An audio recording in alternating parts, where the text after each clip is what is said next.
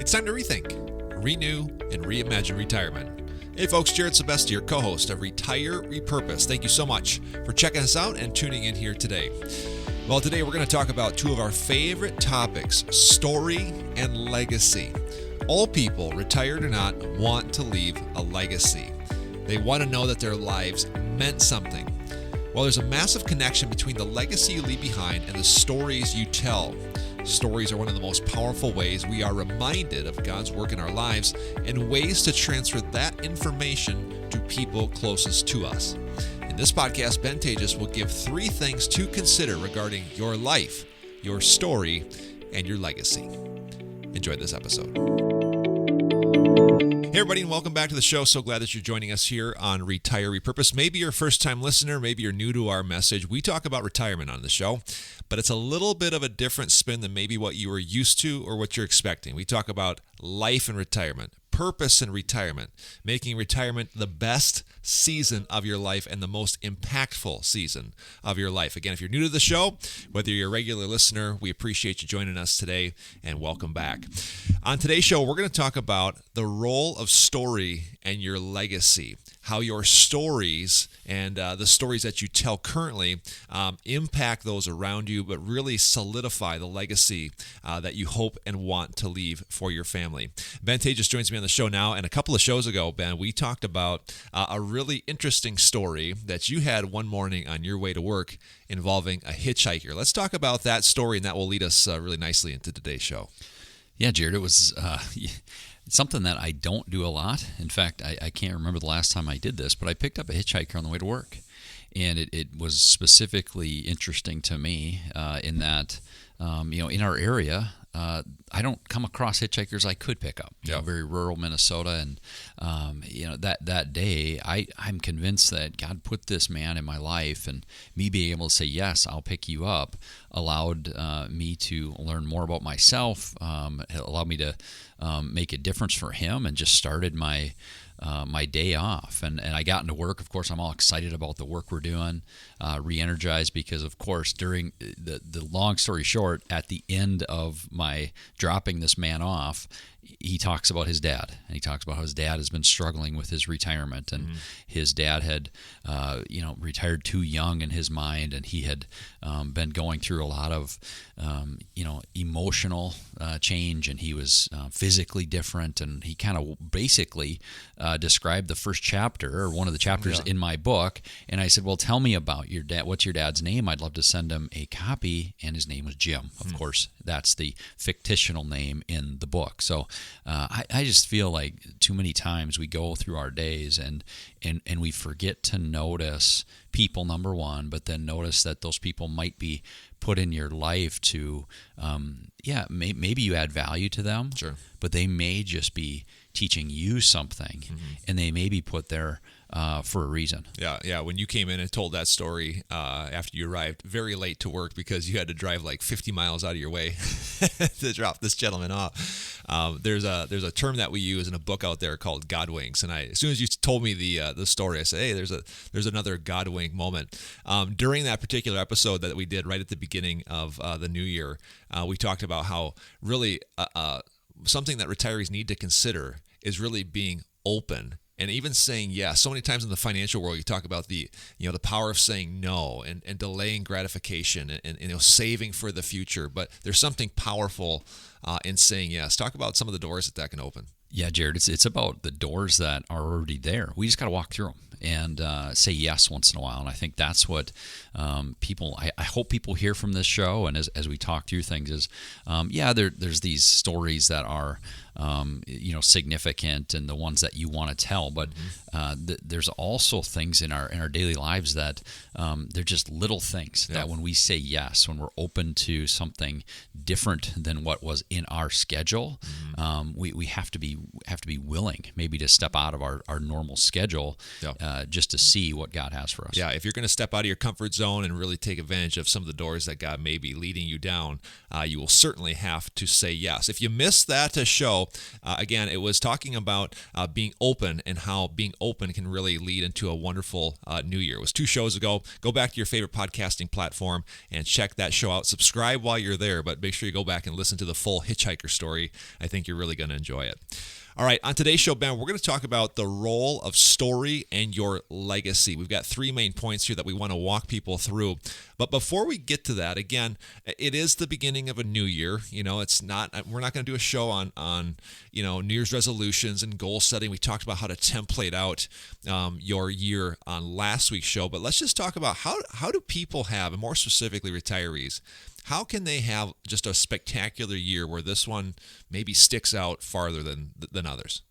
Well, Jared, it starts with, and I fully believe this, is making sure that your year just doesn't run into the next. It starts with making sure that your day just doesn't become like every other day. It starts with like saying yes. It starts with being open to maybe a little bit of change. And that's not to say that routine is bad. It's not to say that last year was even bad. But if you want to have something memorable, you'll have to do something different, something that we don't remember the same thing that we've done forever. So we will have to, in order to make something stand out, our minds being different, we'll have to have some kind of moment in our day or in our year that sticks out.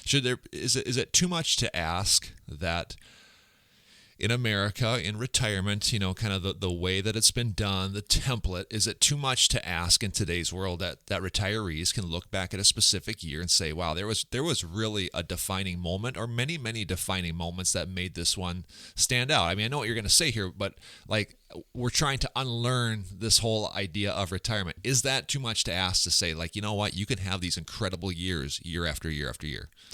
No, I think we need to. I think we need to rethink what retirement looks like in America. We need to re-engineer what it looks like. And it starts with saying, hey, people are retiring and moving out of the workforce younger all the time. We know that.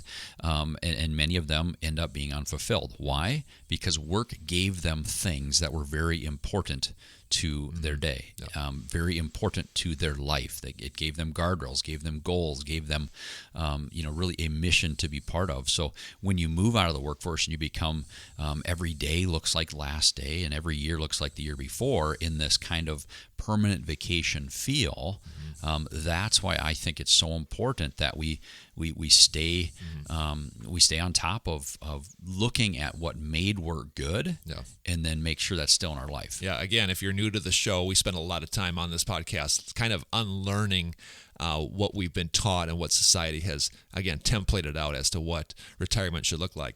Let's talk about this now, the role of story and your legacy.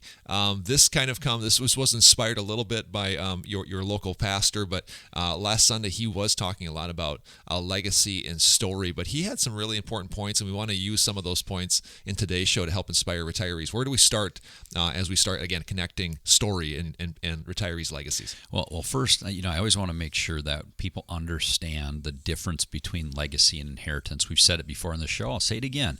Legacy, right, Jared, is it's the story that follows you. That's exactly what how my pastor described it. I love that, the way he described it. It's your lasting impact on people.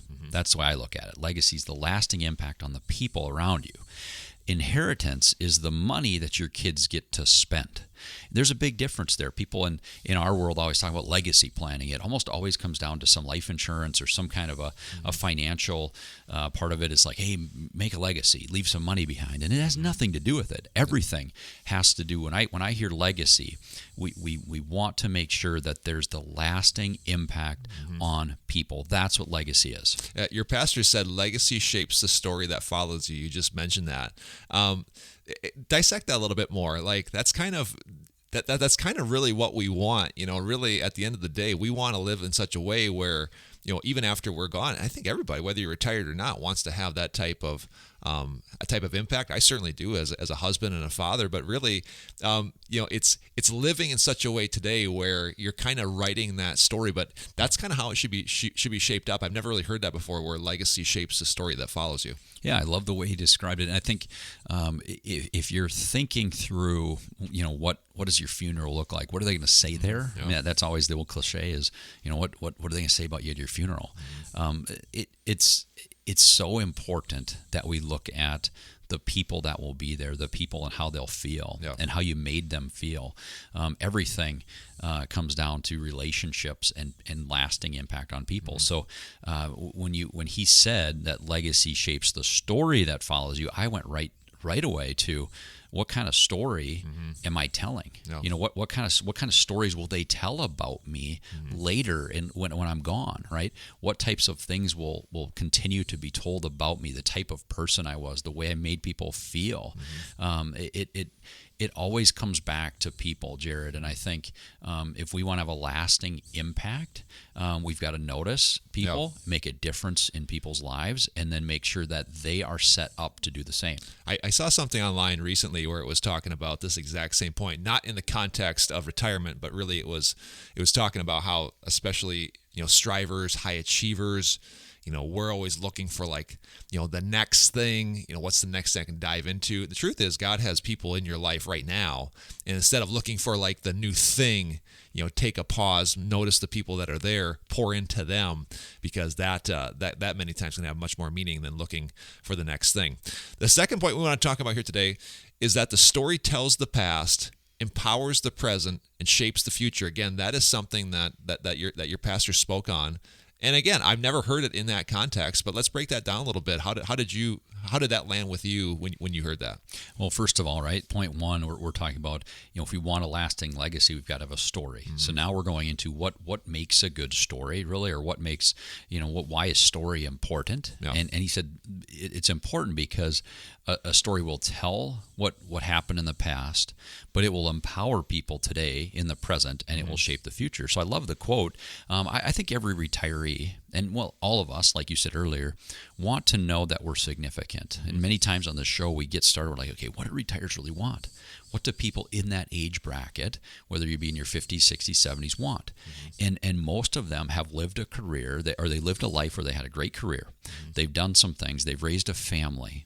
They've made a difference, but they want to feel as if that's going to continue. They're not just going to want to kind of coast off into the sunset. I mean, they think that might sound good to just have this, vacation feel, and now I get some rest, and rest is fine. Yep. But they want to know that they were successful and now they are significant, right? They want to move from a place where, hey, I've done some things, I've accomplished some goals, but were they lasting? What significance is my life? Yeah, and I remember very vividly when we were working with the book publisher to create your book, Repurposed. I remember them talking about how, it's so cool to have a book because this thing will likely outlive you, not maybe, either contextually or physically, but he goes, you want to write a book in such a way where after you're gone, or maybe you're out of the geographical area, people can pick up that book and be like, oh, this is what these guys were thinking back then. This is what was on his heart. And those words are so powerful. Certainly not a shout out to everybody write a book, but I think that's the point. I think that there is a natural progression. Ben, you and I are in our middle 40s, and there is a transition that happens in the human spirit where you go from building into significance, and then there's another transition that humans go through, probably 55 to 65, where it goes into honor, which is, to me, another level, a deeper level of this whole idea of significance. Yeah, and isn't that the question, Jared? What many retirees are asking? Am I leaving my family with the best of me? Am I leaving my family am I setting them up with the absolute best, right?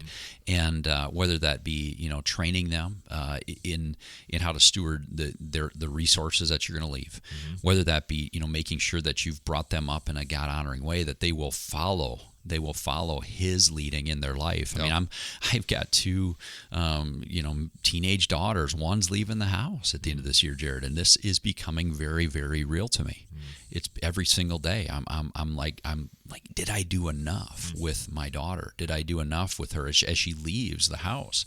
Luckily, I married an amazing woman who's just been huge. Having two girls, there's things that I can't do as a man, as a dad, but she has been amazing with my girls. And, I look at that, but that's, I think, what every, whether it be a man or woman leading a family, leading a community, leading the people around them is going to want to feel later, is like, did I do my best? Did I leave the world better? Did I leave my family better? And I think being able to answer that says, well, am I telling this story, and can they tell a great story about the things that I did in my life? Yeah. It always goes back to this whole adage of stories really help connect the dots, really more than anything. I mean, they could write a transcript about your life, and he or she did this, and did this, but when you tell the story, it seems like that has a much bigger impact. So we talked about how legacy shapes the story that follows you. We talked about how stories tell the past, empowers the present, shapes the future. The last point today kind of just talks about really sharing that story, but there's a specific caveat to the stories that we're told, right, Ben? Yeah, I think sometimes we need to remember it may be the same story, looked at it through the lens of what did God do. And that's something my pastor pointed out. He's like, don't just tell stories, but tell stories through the lens of, okay, God, what did you do in my life? What needs to be heard here to help the person you're telling the story to bring it back to the focus of God did something amazing in my life. Yeah, I think in the Christian world, we get caught up in the testimony, like share your testimony, and right away, Ben, I'm sure that you have a picture in your head as to what that looks like. Usually it's like, here's the story of how I became a Christian. Testimony is basically just a story. And so I think that we can share our testimony all the time in many different contexts. It's not just when you became a Christian. It could be like, look what happened earlier today. Look at that God wink when I said yes to the hitchhiker. That's a testimony. Look at the things that happened in my week that were good or bad, but look at how there's inner workings underneath the surface, in that story. I think that's really interesting. I think humans have a tendency to want to forget these stories. Isn't it kind of funny how you'll have a story in the back of your head? It's powerful. A couple weeks, months, years go by, you forget it, but there's a power in kind of like resurfacing a lot of those stories. Yeah, it's we oftentimes have these ancient stories that are told around the dinner tables, like back when I was a kid, when I was young, this is what happened. And I'm using the old person voice there because I think that is me many times. Yeah. I'm telling my girls these stories, and we need to remind people more than we need to instruct them. That's a quote from, I think it was Samuel Johnson, said, people need to be reminded more than they need to be instructed. I don't need some new information out there for most people. What I need is to remind them of what was actually taught in the Bible, right? The original truth that's there. So tell a story about your life and the way that God worked through it, and continue to tell that story, because otherwise people forget. Yeah. If you go back to Old Testament times, like in today's modern world, we have our phones, we have books, we have, modern publishing systems where you can mass create, Bibles and all sorts of print. But, in ancient days, they didn't have that. In fact, not even that long ago, they didn't have that. And so guess how God's word was passed from generation to generation? I'm going to give you a hint. Story. So really, that's really that's how God's word really got moved from generation to generation. Back in the day, there wasn't just Bibles laying around, and the stone tablets were recreated millions of times. Get in your stone tablet, kids. Go and read the word. No, but again, it was that's why synagogue was so important back then, because again, usually it was somebody up front, like just really telling and retelling a lot of the same stories. As we were preparing for this show, I brought up this story, Ben, because it's one that is so powerful to me, and I forget it, because that's what we do, But back when I was doing TV, and just a quick reminder for people that are new to the show, my previous career, I was a TV weatherman. I started in a very small station in the upper Midwest, and I was dating my now wife at the time, and I really wanted out of this particular market that I was in, and I had been just trying to push doors open for 2 years. I've gotten turned down for jobs I wanted. I was getting turned down for jobs I didn't even want because of I just kind of wanted out. And I told one of my friends, I was like, I feel like if I were to just seal the deal with my now wife and commit and buy the ring, I feel like God's just going to open this door, poof, it's just going to happen seamlessly over the course of maybe 6 months to a year. And so I remember very vividly, it was a Monday afternoon. I knew the ring that my wife wanted, so I made a phone call mid-afternoon while I was at work with some downtime, made the purchase, made the commitment. To me, that was me jumping, so to speak. That was the point of I am making a full commitment. And so I got off the phone. I purchased the ring. Of course, she doesn't know. Nobody else really knows. And that was at 3:30 in the afternoon on a Monday. And I kid you not, Ben, and this is not a joke, 1 hour later to the moment, my phone rings from Phoenix, Arizona. And I pick up the phone. I say hello. And this gentleman says, "Hi, I'm so-and-so with such and such TV station. Hey, I want to have a chat with you. Do you have a couple of minutes?" And I kid you not, at that moment, I knew exactly where I was going to be. I knew exactly I was going to get a job in Phoenix. I knew I was going to marry, my now wife, and we were going to live in Phoenix, and I just knew it. And it only took an hour. Now, some can call that coincidence. Some can call that like that just happened. And to me, whenever I retell that story, I think that it gets me excited again, and I love telling it. But I forget so many times because really what some of these do is when we do that, it does more for us in many ways than even the people that we're telling it to. That is exactly how it works, right? What did that do for you, right? It completely increased your faith. You said, "Oh God, you are moving in my life," and I was able to take a leap of faith, and I felt like this is something I should do. And as a result, you're like, "Oh, thank you, God. This is what you're doing for me." Yep. And it might not, like you said, it might not be quick. It may take weeks, months. In fact, many times we won't even see the result of that for years.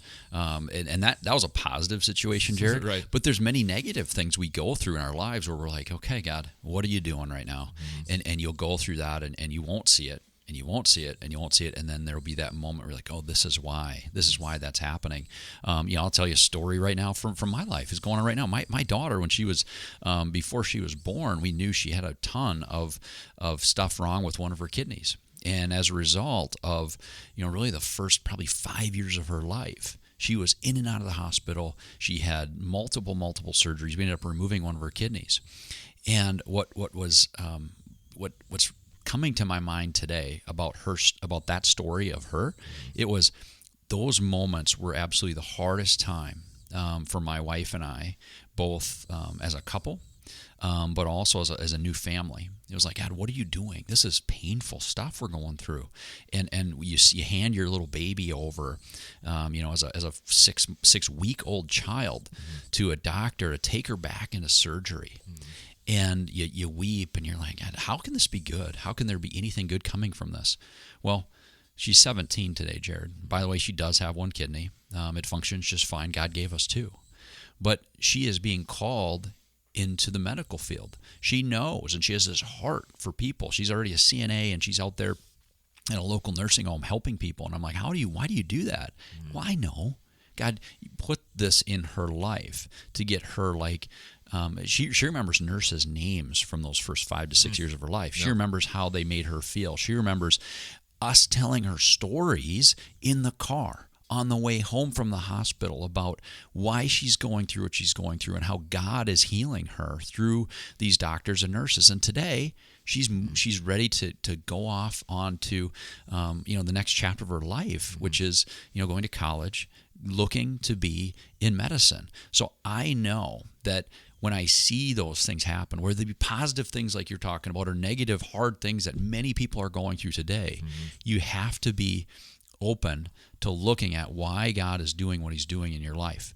And I don't believe God puts that stuff in our life on purpose. I don't know the theology behind it, but I do know that he works through both the positive and the painful experiences every single day. Yeah. So that's a great example, and that's a story that I've heard many times. And going back to your point where it increases our faith, that's the point. And so everybody wins when you tell these old stories. I'm picturing a retiree, listening to the show. What can I do to help impact my family? Tell the story. Tell the story. Tell the story to your kids. Well, I've told them before. Tell them again. Tell them again. Especially if you have younger grandchildren, they eat up these stories and they want to hear it. Ben, we've got about 30 seconds left. Take us home here. What's one more point that people can take home? Well, what I'm staring at in the notes, it says live a life worthy of sharing the story. And what's coming to me is you have a life that is worthy of sharing the story. It may be somewhat normal. That's something that our pastor shared in this sermon. He says, maybe you were raised in a God-fearing home, and you went to youth group, and you went to church all the time, and you just lived a normal life. That's an amazing story. That's so different from what people hear today. in the chaos that's going on in the world today, that's a story that's worth telling in itself. Maybe you do have something exciting that's happened in your life. Maybe God's done amazing things for you. Either way, share your story. Securities offered through Avantax Investment Services. Member FINRA SIPC. Investment advisory services offered through Avantax Advisory Services. Insurance services offered through an Avantax affiliated insurance agency.